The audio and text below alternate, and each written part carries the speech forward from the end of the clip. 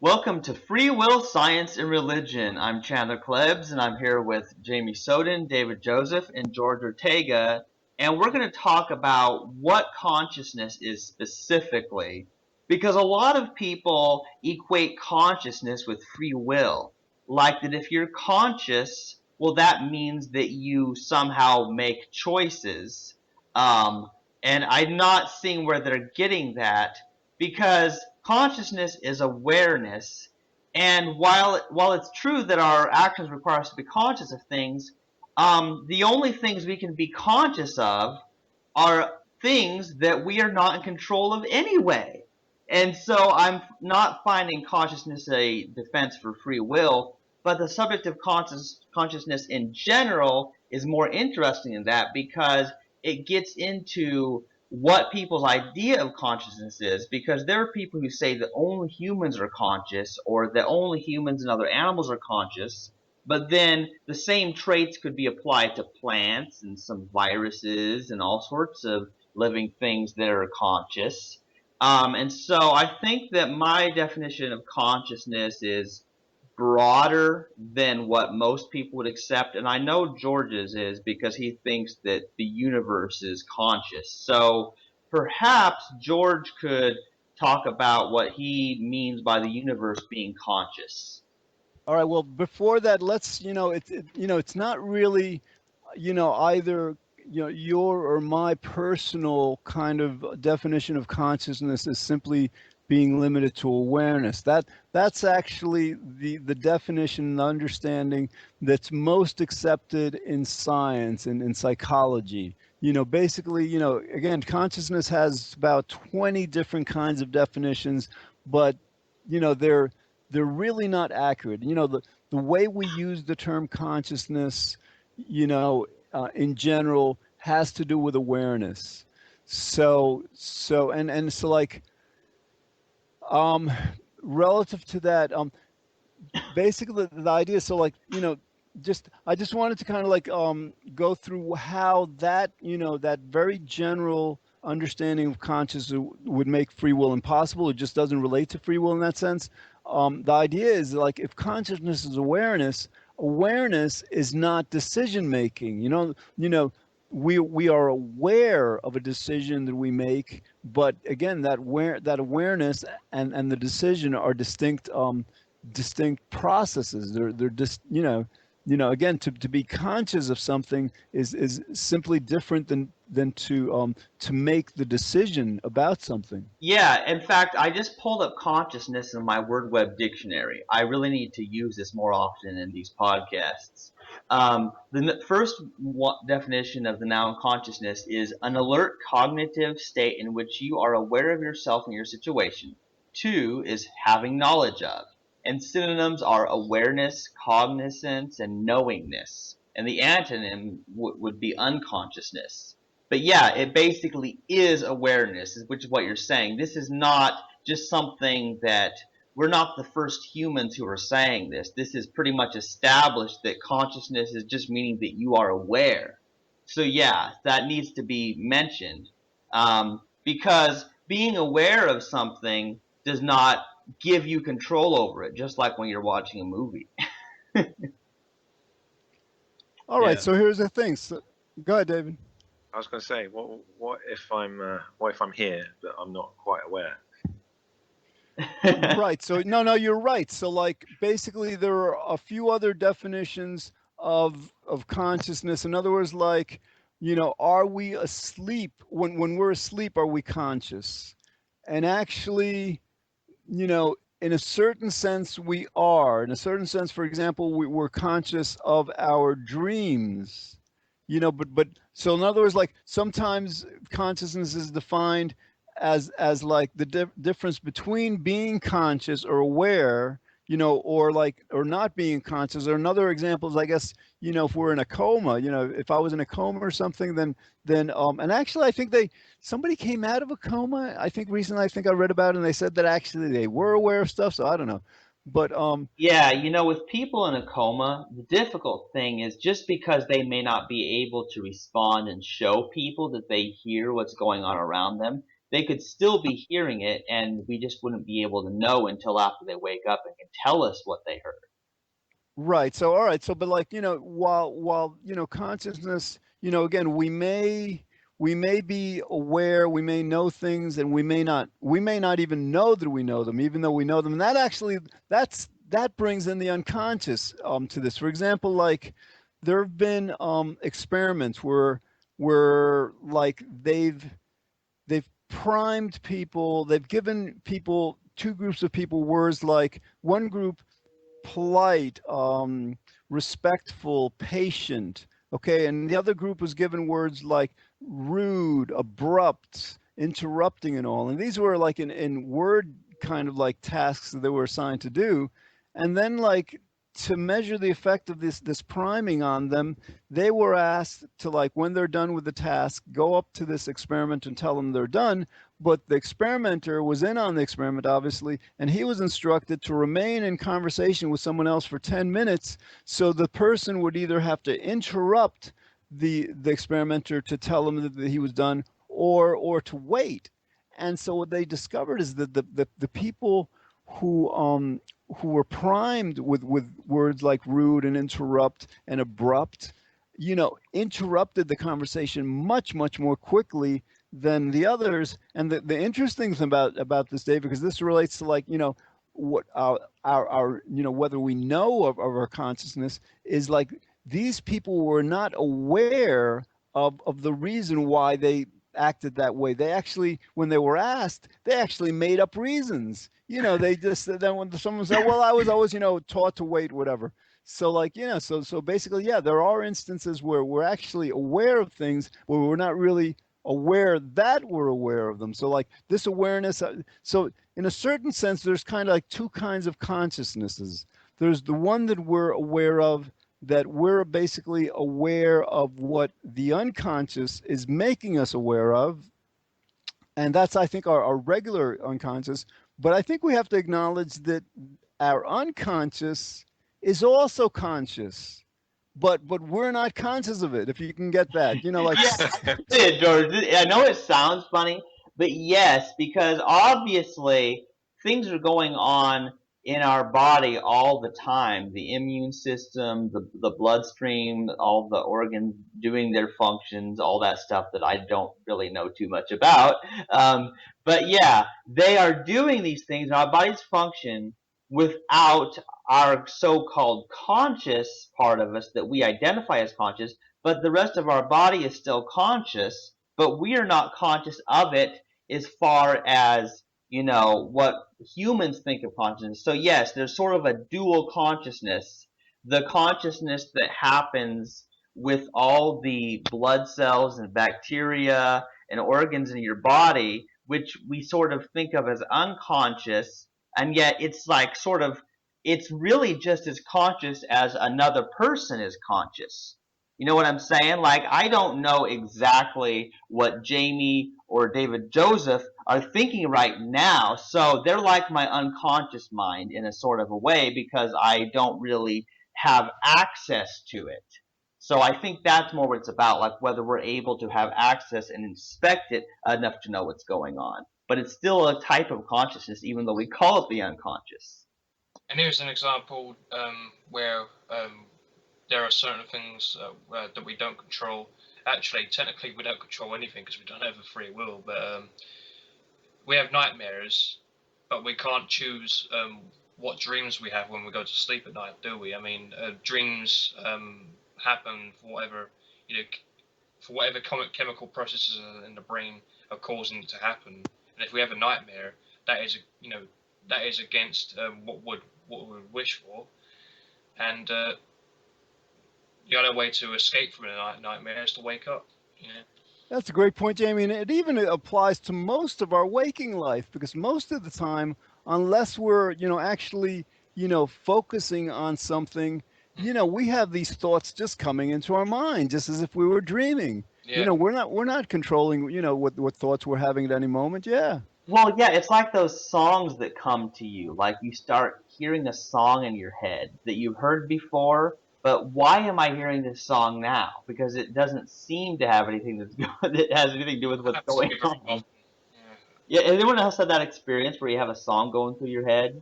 Yeah. Oh yeah.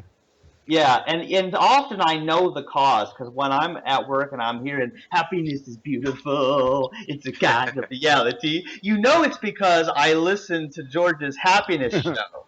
That's the cause of it. Why it's happening at work precisely, I don't know, but we can still identify the cause of why that was a certain song. After I saw the movie Frozen, well, I started hearing let it go," So yeah, but like yeah, dreams and daydreams you might call them, where you just have this stuff that nobody else is aware of but's going on in your head. That's a fine example. Like, has anybody had a really strange dream? Just a few. I don't. Guys, I want to bring this to a deeper level. Basically, there's two positions, like in terms of like human thinking. One is that our brains kind of like create our thoughts, internally, completely endogenously. The other idea is that our brains are actually like television or radio receivers, that we're kind of like getting, we're receiving thoughts exogenously, outside of us. And this relates to the free will question, because like, in other words, like the question becomes, if we don't have a free will, if our consciousness isn't fundamentally ours because we don't have a free will, then who or what can we attribute it to? And like, relative to this exploration, I just want to bring up an example that I can't understand, and it may just shed some light on this. Like, there's this guy who happens to be autistic. He lives in the UK. He's about 35 or so now. His name is Daniel Tammet. You guys may have heard of him. Brilliant. The guy can learn a language in a week. He memorized the number pi to over 20,000 digits. And one of the things he can do ordinarily, if we want to, like, let's say, multiply 12 times 15, we'll either have memorized that if we're, into math a lot, whatever, or we'll do the calculation in our head. We'll figure it out, what's 12 times 12, 144, and then like what's, then 3 times 12, whatever. We'll do the math kind of like step by step, calculating. But this guy, all right, here's how he might be given the number, all right, what's 356 times 122? Something that, like, if we tried to calculate that the way we're taught to calculate, I don't think we'd get anywhere. But this guy, he's known as he's got synesthesia. In other words, he not only he conceptualized numbers as shapes. So like, if he were asked to like multiply these two numbers, what he would see in his mind is one number in one shape and another number next to it in another shape, and then a moment or two later, the answer to this multiplication problem would just emerge as another shape and number in between these two shapes. Okay, now, like, I can't, when I think about that, I can't imagine that the answer that somehow his brain is calculating that, because I don't think our brains can do that. I don't know, I may be wrong, but but it that might seem to kind of like suggest that that answer is coming to him from, let's say, for example, like there's 4% of the universe that we're aware of. It's like the physical universe that we can detect and all, and then there's 96% that we know is dark matter, dark energy. We have no idea what it is, except we know it exerts a gravitational field. So basically, how would we explain Daniel Tammet's ability to kind of like just come up with the answer? Do we think that it's actually being calculated by the unconscious, or does it seem more likely that it's kind of like the unconscious is acting like a TV or radio receiver, and the answer is coming from outside of the brain? Wow, that's a really interesting thing there because it's almost like his brain works like Google the search engine or something like that. Like because somebody's they type in a search, but then it scans the whole internet, and then they get all these sources of information. It's almost as if he's like connected to some universal network or something that we're not connected to or something. Right, and Chandler, if that's the case, because like he reports, that because like the Google search engine just like methodically searches through everything. It's kind of like something we understand. But when he reports this, he just says he has no consciousness of actually doing any calculation. According to him, the answer just comes into his mind. Yeah. So you're right. I mean, his unconscious might be doing that kind of calculation, but some in a way that he's not aware of in any sense. Yeah, Right. and that's the thing. And one of the things is that if it now, what would be great is if it was a conscious calculation, because if it was a conscious calculation, then he would be aware of it enough to explain to us how to do that kind of thing. But perhaps it's not something that he's even aware. It's a kind of an unconscious, or it's some exogenous agency or whatever you call it that's feeding him this information. And we have to wonder, well, why can't we access this? Yeah, because we can only be aware of a handful of things at a time. Well, I think I can explain it, and it just goes like square, circle, circle, triangle. What? No, they did that one pass you by? Okay. What? No, Well, I was expecting David Joseph to explain something about how this guy can calculate these huge numbers or whatever. He's like square, circle, circle, circle. What?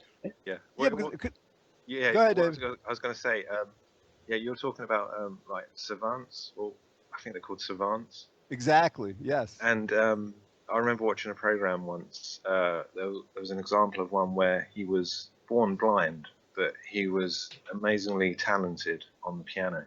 I mean, he could hear a song and he could replicate it straight away after just hearing it one time, and he could mess around with the tempo. He could change keys, and he could even kind of kind of freestyle it a little bit as well. So he was a very talented pianist, and Well, yet, you know what's interesting, Joseph, is my mom studies all the different music composers. She's heavily into it, and she tells me about these people who are able to hear a song once, and not only could they play it, but they could just notate it after hearing it, yeah, and then so you could play the notes and replay the exact same song. And yeah, so only a few people in history have ever had that ability. right, exactly. And what they were saying is these people see the notes in colours, or like George was saying, shapes and whatnot, which is why I said, square, circle, circle, triangle. Yeah, yeah. That's so funny. But you know what?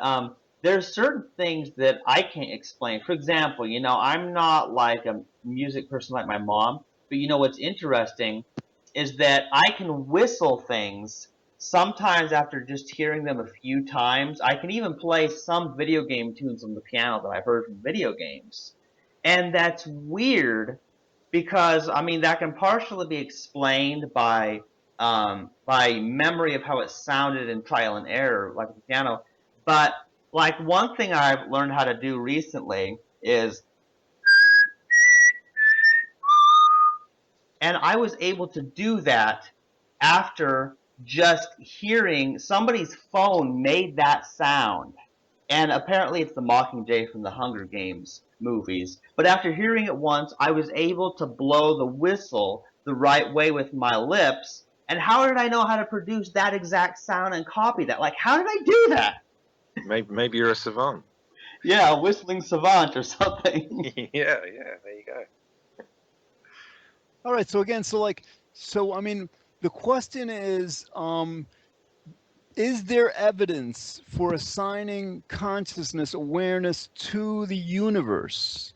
Um, in other words, like, do we define consciousness as in the broadest sense of being aware? Whereas, for example, like, let's say you have two particles that are attracted to each other by gravity, that somehow they have to be quote unquote aware of each other, and the gravity is maybe like the mechanism for the awareness. I mean, that's just one example. I mean, like, do we posit that, or because, like, again, if our consciousness doesn't belong to us, I guess we could say that it belongs to our unconscious, and it's all, biological, it's all physiological. But is there evidence, or can we expand this consciousness to kind of like include the universe that through evolution, created the brain and created, the laws of nature and all? Well, that's kind of an interesting thing because, well, I really think it's not that far-fetched of an idea. A lot of people would dislike it, because I suppose, like, like, that's the only thing, is I know a lot of people wouldn't like that view of it's sort of pantheistic. Yeah, this idea that, yeah, that the universe is conscious and universe is God, sort of thing, that was at least intelligent enough to um, cause things to happen a certain way and maybe put the planets into their orbits. And I don't know, that's a weird thought, and definitely needs to be explored, because a lot of people would just dismiss that right offhand, because that conflicts with their already existing religious beliefs. They don't want to think of it in that sense.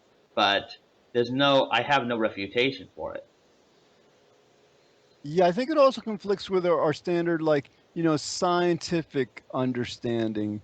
The idea that, we don't ascribe intelligence or consciousness to things like planets, and, but, I mean, what gets me with this is, like, the idea of, we have these complex brains. I mean, I think the brain is the most complex structure we're aware of in the entire universe, and, our brains, I think, can do amazing things.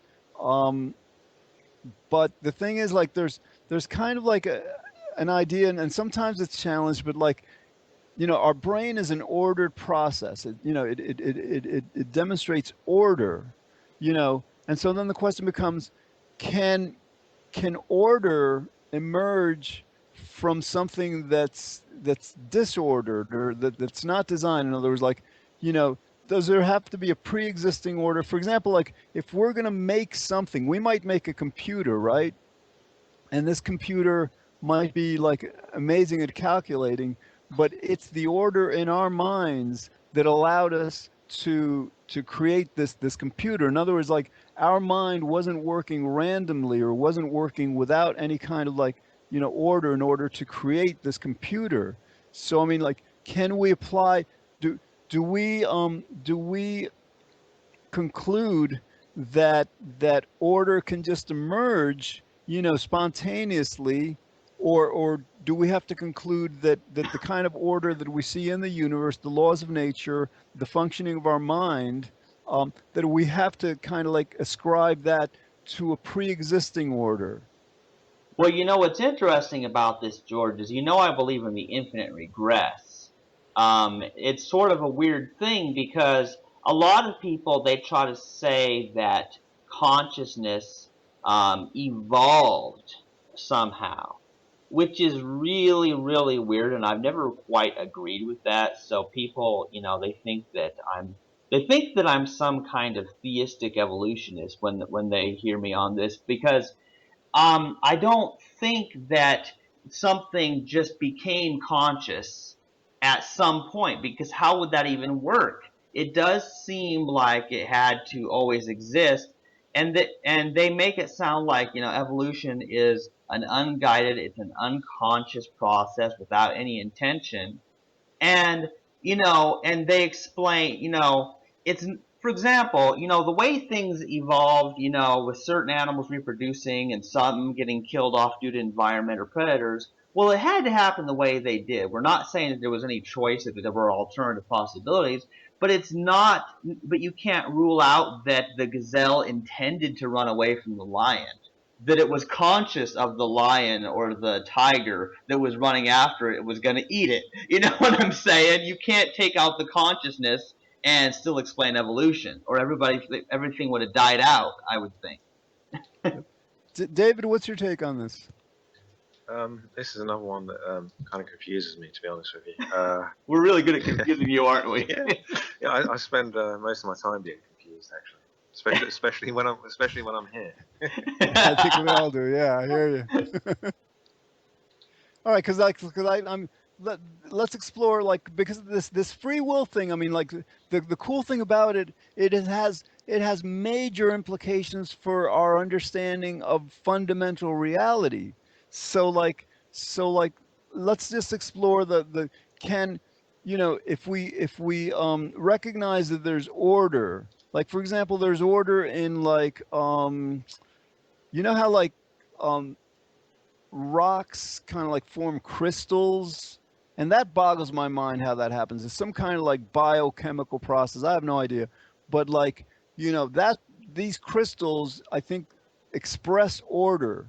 Can we posit that order derived from something that had no order, that expressed an order, or are we positing that if something expresses order, it has to have come about by something that has to have had at least as much order?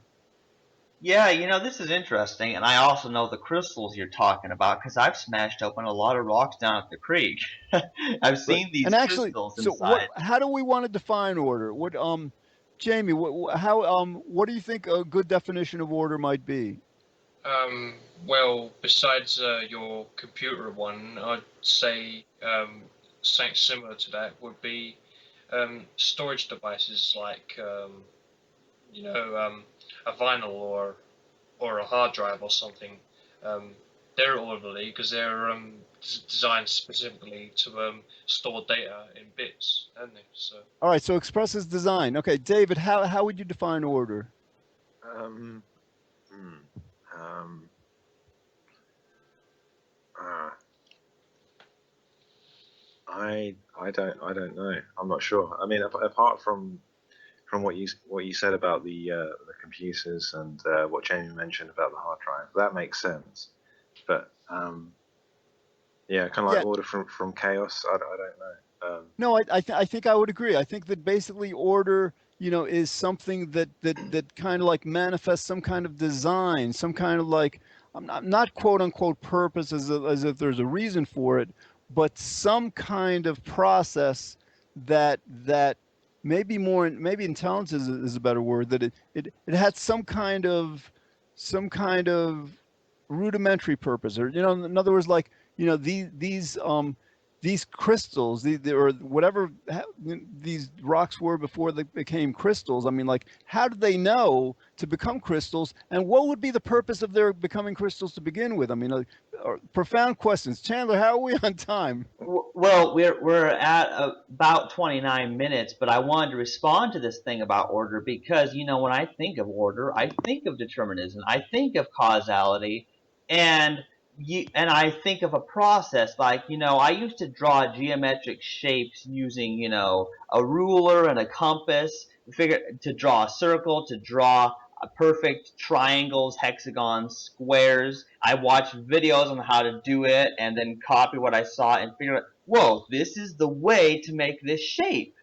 And when you think about it, is that there's a method, and that I really don't know if you can separate chaos and order, because no matter how chaotic something is, there's still an order to it. It's just that people say chaos to mean that, well, they couldn't have predicted that it would be ordered in this way. But I think everything is order, so I'm still confused on how you can say something is ordered but the others are not ordered. yeah, Right. and when you're putting Yeah. together a shelf or something, use this what's it called with the liquid and the bubble in it to check to see if it's like even. Oh, the level, yeah. Get a level, yeah. There's another way you can, check to see if it's level. I mean, you can get something like a cylinder, and if a cylinder rolls, that means the surface is uneven. So, I mean, you can take measurements by doing it that way, you know. Cool.